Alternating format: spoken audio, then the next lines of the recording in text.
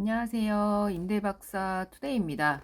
오늘은 묵시적 갱신과 계약 갱신 청구권의 공통점과 차이점을 알아보기로 했는데 두 가지 모두 주택임대차 보호 특별법으로 규정하고 있는 강행 규정입니다.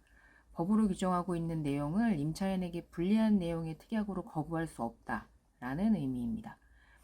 우선 묵시적 갱신의 경우에는 계약 기간이 만료가 되었음에도 임대인과 임차인 모두 특별한 대응 없이 진행한 경우 동일한 조건으로 자동 계약 갱신되는 것을 말하는데요. 임대인은 계약 종료 6개월에서 2개월 전까지 계약 갱신 거절 그리고 계약 조건을 변경해서 그대로 갱신하지 않는다는 의사를 전달치 않으면 동일한 조건으로의 계약이 자동 연장됩니다. 다시 말씀드려서 계약을 변경해서 갱신하겠다라는 의사를 2개월 전까지 전달하지 않으면 동일한 조건으로 계약이 자동 연장된다는 의미입니다. 임차인의 경우에도 계약 종료 2개월 전까지 통지하시면 되고요. 그렇지 않은 경우에는 동일하게 계약은 자동 연장됩니다. 이때 그 계약의 존속 기간은 2년으로 봅니다. 번외 이야기 잠깐 하면요. 최초 신규 계약 시 1년을 계약했다 하더라도 임차인은 2년을 주장할 수 있습니다.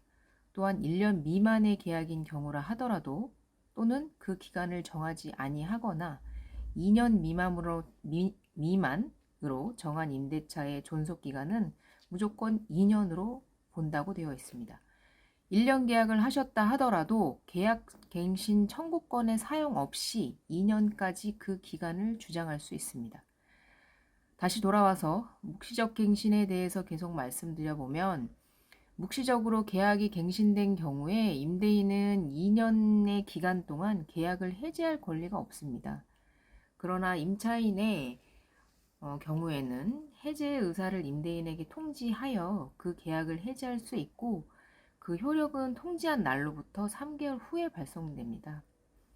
이제 초입 불산입 원칙이라고 하는데요. 이제 첫날을 포함시키지 않는다는 의미인데 예를 들어서 2023년 12월 31일이 묵시적 계약 갱신이 된 경우에 2023년 10월 31일 0시까지 그러니까 2개월 전까지죠. 그러니까 31일 0시까지라고 하면 바로 전날까지, 그러니까 30일까지 통보가 돼야 된다 이 말이거든요. 그래서 예를 들어 계약이 7월 30일이다. 그러면 7월 29일까지는 얘기를 해주셔야 묵시적 갱신이 된다라는 의미이겠죠. 다만 묵시적 갱신의 경우에 임차인이 2기의 차임에 달하도록 연체하거나 그러니까 2기의 차임에 달하도록 연체하거나 라는 의미는 어떤 의미이냐?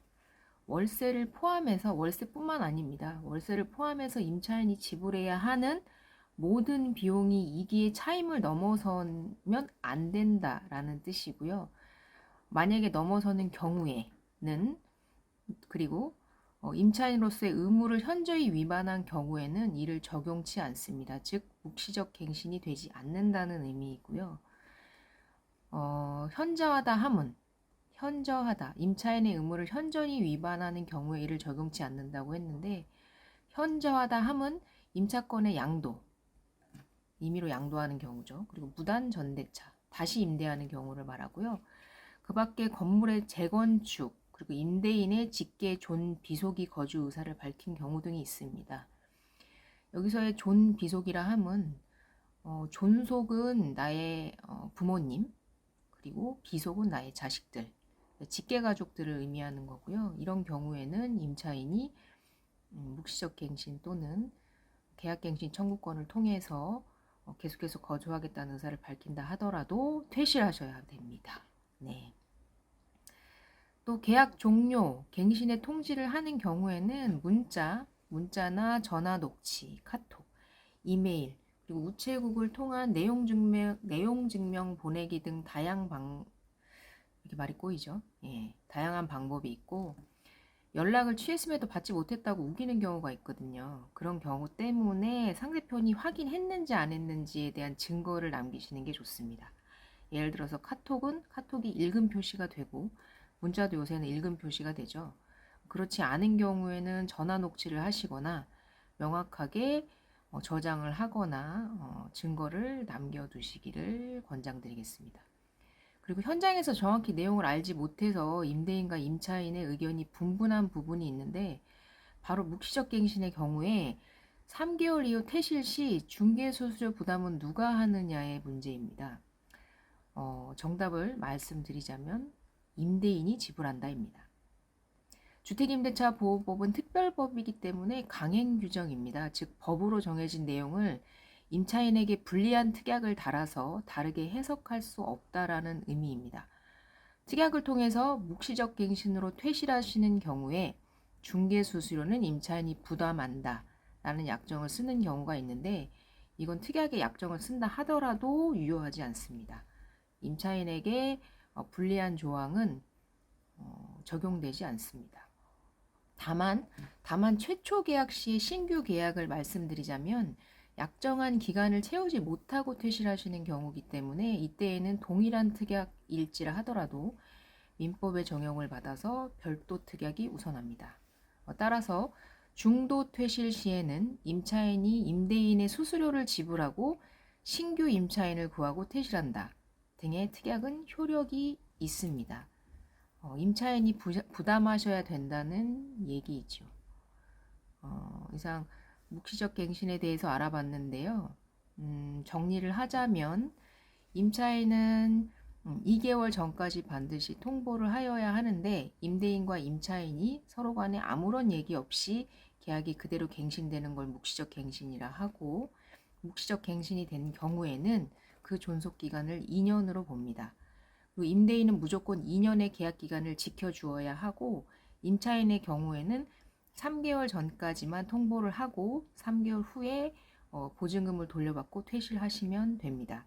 이때의 중개 수수료는 임대인이 부담을 하는 게 원칙이고, 그것을 특약으로 별도 특약으로 작성한다 할지라도 임대차 보호법은 특별법으로서 강행 규정이기 때문에 허용되지 않는 특약이다. 무시하시면 됩니다.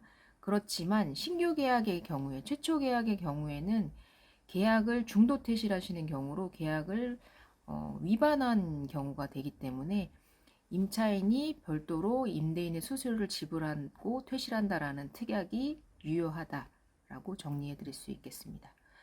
이제 계약갱신 청구권에 대해서 얘기 드려보겠습니다. 끝까지 함께 시청 부탁드리겠습니다.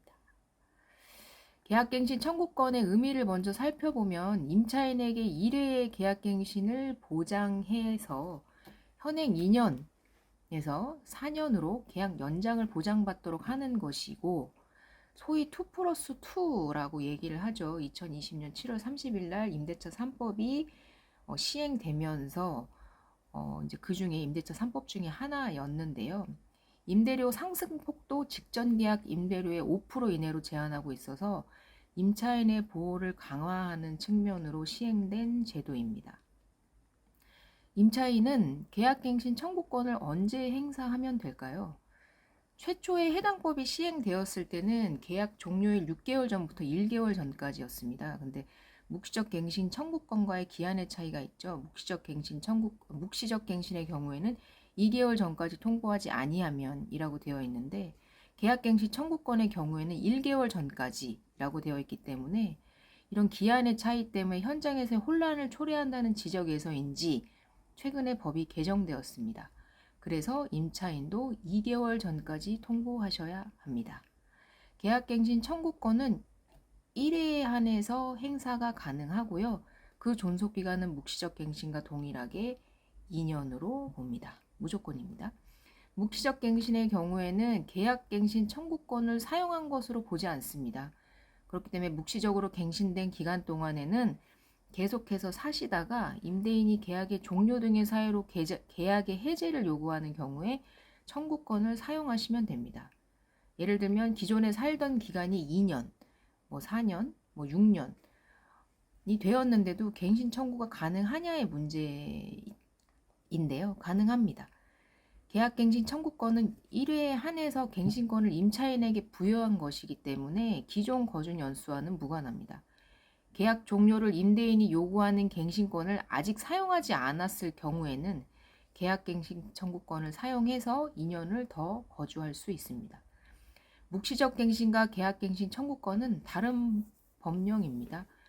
묵시적 갱신이 된 경우에도 추후 계약갱신 청구권을 사용해서 2년을 추가 보장받을 수 있습니다. 묵시적 갱신과 동일하게 계약갱신 청구권으로 연장된 계약은 임차인의 경우 반드시 2년을 채우지 않아도 계약의 해지가 가능합니다. 임차인은 언제든지 임대인에게 해지 통보를 할 수 있고 임대인은 통보받은 날로부터 3개월 후에 그 효력이 발생합니다. 네, 좋은 법입니다. 네, 임차인께는. 임대인분께는 조금 라는 생각이 드실 수도 있을 것 같습니다. 계약갱신 청구권의 사용 시에 계약서를 반드시 써야 할까요? 라는 질문에 대해서는 네, 반드시 그런 것은 아닙니다. 그러나 분쟁을 방지하기 위해서 작성해 놓는 것이 좋고 아니면 문자나 카톡, 그리고 이메일, 전화 노치 등으로 증거를 남겨놓으시는 것이 더 좋은 방법이실 것 같습니다. 계약서를 혹여나 작성하시는 경우에는 두 가지 방법이 있을 것 같습니다. 기존 계약서를 활용하셔서 밑에 특약을 추가하시는 방법인데요. 계약갱신 청구권을 사용하며 그 계약의 존속기간은 몇 년, 몇 월, 며칠부터 언제까지이다 라고 명시를 하시고 그 옆에다가 임대인과 임차인의 서명 또는 도장을 꽝꽝 날인하시고 보관하시거나 신규 계약서를 다시 작성하시는 경우에는 특약으로 본 계약서는 몇 년, 몇 월, 며칠에 계약한 최초 계약서의 계약갱신 청구권을 행사한 연장 계약서이다. 간장공장, 공장장 뭐 이런 되게 막 어렵죠. 네. 아무튼 다시 말씀드리면 본 계약서는 몇 년, 몇 월, 며칠에 계약한 최초 계약서에 계약갱신 청구권을 행사한 연장 계약서이다. 라는 특약을 넣어서 최초 계약서와 함께 보관하셔야 합니다. 최초 계약서를 파기하시면 절대로 안 되고요. 같이 보관을 하셔야 하고 그리고 이 연장 계약서에 대해서는 조건의 변동이 없기 때문에 굳이 확정일자를 다시 받지 않으셔도 됩니다. 네. 그러나 반드시 제가 말씀드린 대로 최초 계약서와 함께 보관하셔야 됩니다.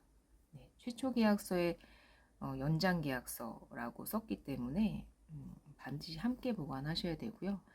계약갱신 청구권의 경우에도 중개수수료는 원칙적으로 임대인이 부담합니다. 법으로 정해진 강행 규정이기 때문에 임차인은 통보한 날로부터 3개월이 지난 후 보증금을 돌려받을 권리가 있고 중개수수료 또한 임대인이 부담합니다. 임대인분들께서는 좀 억울하고 불합리하다고 생각하실 수 있겠습니다만은 처음에 그래서 임대차 3법이 생겼을 때 많은 논쟁이 있었습니다. 임차인을 보호해야 하는 것도 맞으나 임대인의 자산권리 행사를 막는다는 점에서 논쟁이 있었는데요. 어찌되었건 국가의 의도는 좋은 정책을 만들고자 함이겠으나 편가르기식의 정책은 지양됐으면 하는 바람입니다. 이상 오늘은 묵시적 갱신과 계약갱신 청구권에 대해서 알아보았습니다. 알듯 말듯 애매하게 알고 있는 내용들이 많은 게 사실인데요. 임대차 보호법은 특히요. 가장 많이 현장에서 그리고 일상생활에서 가장 많이 접하는 법임에도 불구하고 애매모호한 부분들이 많습니다. 그리고 현장 일선에서 일하시는 중개사분들조차도 헷갈려 하시는 분들이 많습니다. 그래서 본 영상이 도움되셨길 바랍니다. 오늘도 좋은 하루 되시고요. 다음 영상에서 또 더 좋은 모습으로 찾아뵙도록 하겠습니다. 이상 임대박사 투데이였습니다. 감사합니다.